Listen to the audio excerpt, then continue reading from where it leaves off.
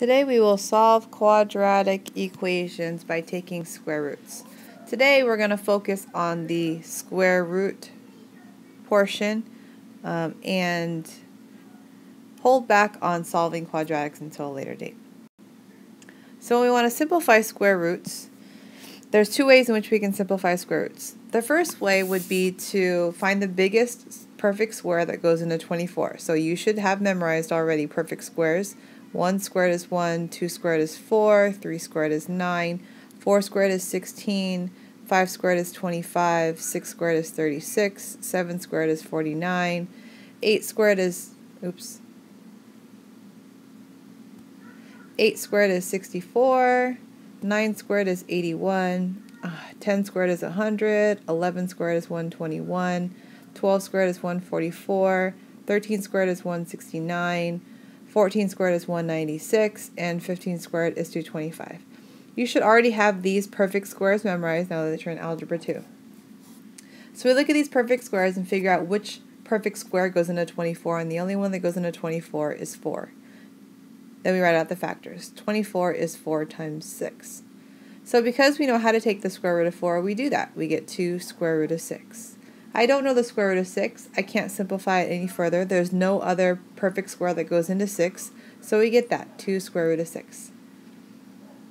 Now the other way in which we can do this is by actually factoring 24 down to its prime factors. So 24 is 2 times 12, 12 is 2 times 6, 6 is 2 times 3.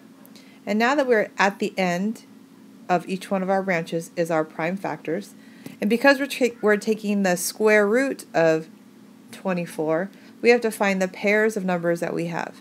In this case, I only have one pair, 2. Because it's a pair, I can take one of those 2 and place them on the outside of the square root and keep the single numbers multiplied underneath. So 2 times 3 is 6. And we still obtain the same equation. Now a couple of warnings. The square root does not mean to divide by 2. So the square root of 12 is not equal to 6. That is warning number 1. Warning number 2 is the square root is like an operation. Once you do it, it goes away. So the square root of 16 is 4. Do not continue on and give me 2.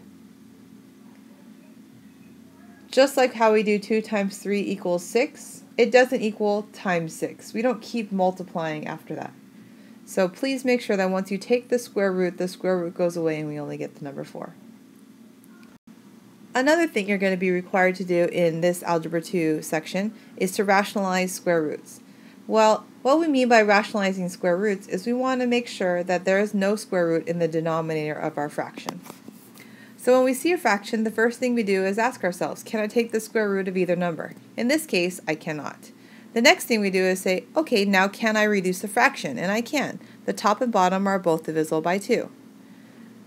When I divide the top by 2, I get 11. When I divide the bottom by 2, I get 3. Next, I ask myself, can I reduce or simplify either one of those square roots? Well, the square root of 11 and the square root of 3, those are both prime numbers, so no, I cannot. So now that I've got to the most simplest form of this fraction, the last thing I need to do is get rid of the square root in the denominator because we can't have it.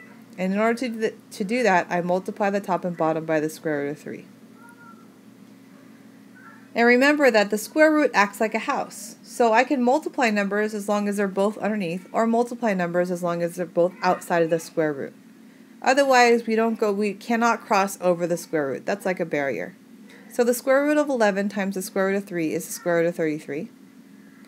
The square root of 3 times the square root of 3 is the square root of 9. And I can take that square root of 9, it's 3.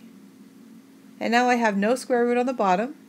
I have the square root of 33 on top. I cannot reduce that fraction because of this square root symbol right here, so I have to leave it exactly like that. Now this rationalizing the denominator is completely different.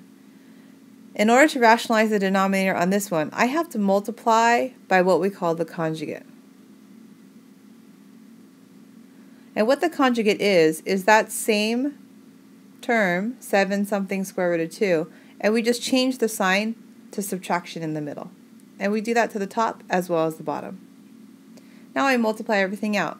And you'll see when I FOIL it out, it'll eliminate that middle square root term. So I distribute the 3, and I get 21 minus 3 square root of 2. Remember, I cannot multiply 3 times 2. One is on the outside of the square root, and one is on the inside. I also cannot combine these two together because the square root acts like a variable. Like if that was an x, I couldn't add 21 and minus 3x together. 21 does not have square root of 2. So let's multiply out the denominator before I write it on the right-hand side. When I FOIL this out, let's change colors. FOIL, the first one is 7 times 7, that's 49. Outside would be the first one times the last one, so 7 times negative 2 is negative 7 square root of 2. Again, I can't multiply them together because one is on the inside and one is on the outside. Let's change the color again. Now let's do the inside, so that's the square root of 2 times 7, so that's plus 7 square root of 2. And then the last step is last. The square root of 2 times the square root of 2. This one is positive, this one is negative, so it ends up being negative. The square root of 2 times the square root of 2 is the square root of 4, which is 2. And now you should notice that when I combine like terms here, 7 square root of 2 and negative 7 square root of 2, that's just 0, so they cancel. So I end up with just this, 49 minus 2, which is 47. Okay, now the last part of this type of problem is to reduce this fraction. And the only way we can reduce this fraction is by looking at these three numbers right here. We like to call it the triangle. In order to reduce it, all three numbers have to be divisible by the same number. In this case, none of them are divisible by the same number, so we end up with just this. Let's change the color. Now, if, for example, and this is a completely different problem, when I completed the rationalizing the denominator, I got 21 minus 3 square root of 2 over 42. Now I can reduce it because all three of these numbers are divisible by 7. I would get 7 minus, or sorry, not 7, 3. I would get 7 minus the square root of 2 all over, what is that, 14. And then somebody asked me during class, would I be able to simplify this? No, because this number right here in front of the square root of 2 is a 1. And 7, 14, and 1 are only divisible by 1. Okay, let's see if you understand. Pause the video and try this one. Okay, let's see if you were right. Let's say I can see that the greatest perfect square that goes into it is 16. It's 16 times 5. I could take the square root of 16, that's 4, and I still have the 5 underneath the square root. If I use the other method, 80 is 8 times 10. 8 is 2 times 4, and 4 is 2 times 2. So these are our prime factors of the 8. And then 10 is 2 and 5. So here are the prime factors of 10. Now I find all the pairs. I have a pair of 2's here and a pair of 2's here. So I pull them both on the outside and leave the square root of 5 underneath. So 2 times 2 is 4, square root of 5, which is the same answer I got here. Again, pause the video and try this one on your own. Okay, now for this one, it says multiplication. They're both under the square root, so I could just multiply them together and get the square root of 126, and then factor that to be 2 and 63, and 63 is 7 and 9, and then 9 is 3 and 3.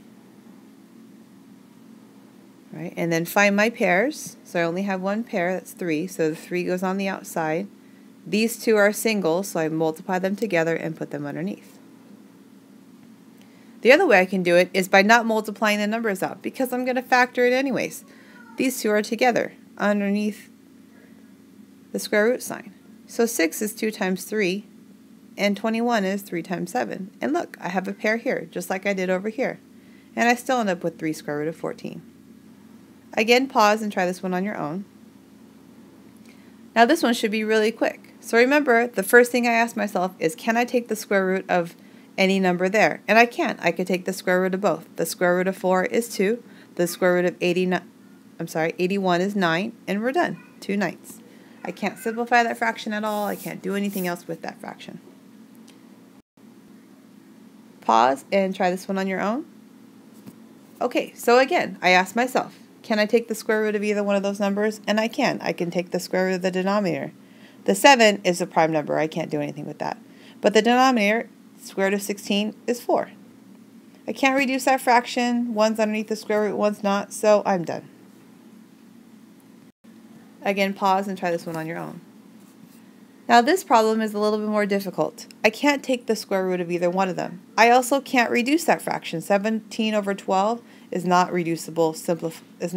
We are not able to simplify that any further. So now I ask myself, can I simplify one, either the numerator or the denominator? The numerator is a prime number, so that would be a no. But the denominator, I can. The denominator is 3 times 4, and 4 is 2 times 2. So I have a pair of 2's there. I could put a 2 on the outside, and then the 3 stays underneath.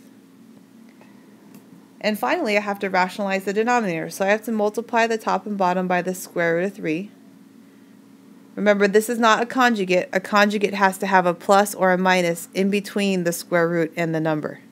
In this case, it's multiplication. So we don't multiply it by plus or negative, just the actual square root itself.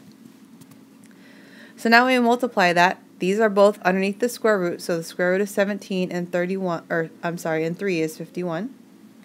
And then on the bottom we get 2. This is just 3, so 3 times 2 is 6. And I can't simplify it any further because one is under the square root and one is not. Okay, let's try this one. I could take the square root of the top, that's 3. I cannot take the square root of the bottom, but I can factor it. 8 is 2 times 4. 4 is 2 times 2. I have a pair of 2's there, so 2 goes on the outside and the square root of 2 goes on the bottom. I rationalize the denominator, so I multiply times the square root of 2. And I end up with 3 square root of 2 all over 2 times, that's 2, so that's 4. Okay, so here we have to rationalize the denominator, but in this case we're going to use the conjugate because we have the subtraction symbol on the bottom. So we multiply this thing by 7 plus the square root of 5.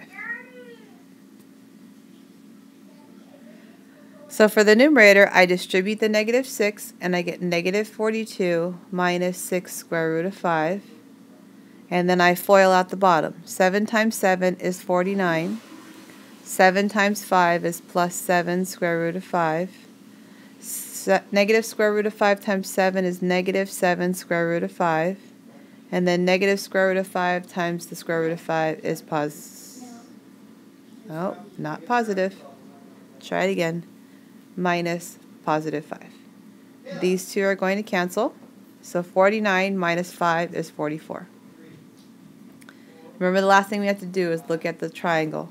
Each one of those is divisible by 2, so I can reduce it even further to be negative 21 minus 3 square root of 5 all over 22. And we're done. Okay, last problem. Again, multiply by the conjugate, so 9 minus the square root of 7.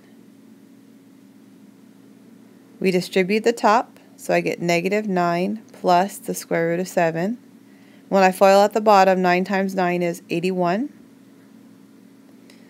9 times negative 7 is negative 9 square root of 7. Square root of 7 and 9 is plus 9 square root of 7. And then last, square root of 7 times negative square root of 7 is minus 7. The middle cancels. 81 minus 7 is 74. And I look at the triangle. There's nothing that goes into all three, so I'm done. Okay, again, multiply by the conjugate, 8 plus the square root of 3. 8 plus the square root of 3. I FOIL the top, so I get 32 plus 4 square root of 3. I FOIL out the bottom. 8 times 8 is 64. 8 times the square root of 3 is plus 8 square root of 3. Negative square root of 3 times 8 is minus 8 square root of 3. Negative square root of 3 times square root of 3 is minus 3. These cancel, so I end up with 32 plus 4 square root of 3 on top, and then 64 minus 3 is 61. I look at the triangle, nothing goes into all three, so we're done. Now your homework is page 64, 1 through 12. Be careful, make sure you think before you begin each problem, and be ready to go over it tomorrow during class.